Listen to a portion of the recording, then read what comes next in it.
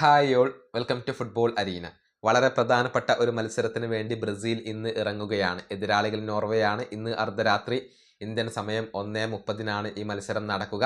ഒരു നല്ല മത്സരം കാണാൻ കഴിയും എന്നുള്ള പ്രതീക്ഷയിലാണ് ഇപ്പോൾ ഫുട്ബോൾ ആരാധകർ ഉള്ളത്. ബ്രസീലിന് ഒരിക്കലും നോർവേയെ എഴുതിത്തള്ളാൻ കഴിയില്ല. ബ്രസീലിന് വെല്ലുവിളി ഉയർത്താൻ സാധ്യതയുള്ള ടീം തന്നെയാണ് നോർവേ. ഈ മത്സരത്തിന് മുന്നേ നടന്ന പ്രസ് കോൺഫറൻസിൽ കാർലോ ആഞ്ചലോട്ടി വിനീഷ്യസിനെ കുറിച്ചും നെയ്മറെ കുറിച്ചും സംസാരിച്ചിട്ടുണ്ട്. അതായത് അവർ രണ്ടുപേരെയും ഒരുമിച്ച് കളിപ്പിക്കുമോ എന്നായിരുന്നു ചോദ്യം. ഒരുമിച്ച് കളിപ്പിക്കും, രണ്ടുപേർക്കും ഒരുമിച്ച് കളിക്കാൻ കഴിയും.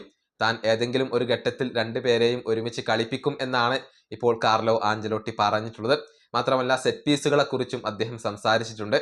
അദ്ദേഹത്തിന്റെ വാക്കുകൾ ഇങ്ങനെയാണ്: ഞങ്ങൾ മുൻഗണന നൽകുന്ന കാര്യങ്ങളിൽ ഒന്നാണ് സെറ്റ് പീസുകൾ. ക്രോസുകൾ ഇംപ്രൂവ് ചെയ്യാൻ വേണ്ടി ഞങ്ങൾ വർക്ക് ചെയ്തിട്ടുണ്ട്. നല്ല കാര്യക്ഷമമായിക്കൊണ്ട് തന്നെ സെറ്റ് പീസുകൾ ഞങ്ങൾ ട്രെയിൻ ചെയ്തിട്ടുണ്ട്. അതെല്ലാം ഇംപ്രൂവ് ചെയ്യാൻ കഴിയും എന്നുള്ള ഒരു ആത്മവിശ്വാസം ഞങ്ങൾക്കുണ്ടായിരുന്നു. നെയ്മർക്കും വിനിക്കും ഒരുമിച്ച് കളിക്കാൻ കഴിയും. ഏതെങ്കിലും ഒരു ഘട്ടത്തിൽ ഇരുവരെയും ഞാൻ ഒരുമിച്ച് കളിപ്പിക്കും. ഇതാണ് ഇപ്പോൾ കാർലോ ആഞ്ചലോട്ടി പറഞ്ഞിട്ടുള്ളത്. അതായത് ഒരുമിച്ച് നല്ല രൂപത്തിൽ കളിക്കാൻ കഴിയുന്ന താരങ്ങളാണ് വിനീഷ്യസ് ജൂനിയറും നെയ്മറും.